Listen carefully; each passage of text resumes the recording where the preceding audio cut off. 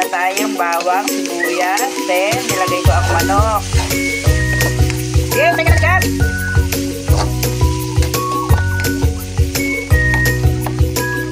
Ito po yung ating munggo. Nalambot ko na yung munggo. Lalagay ko na lang dyan mamaya-maya yung sahog. Sinutusta ko lang. Toasted na chicken. Kasi masarap yan.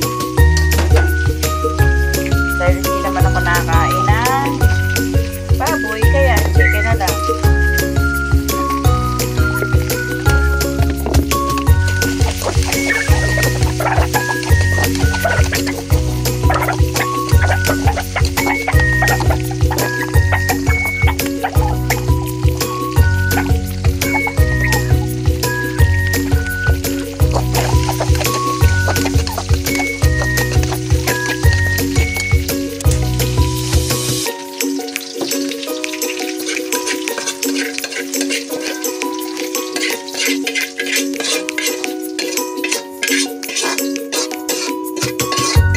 Okay, kailangan ko na kumulo.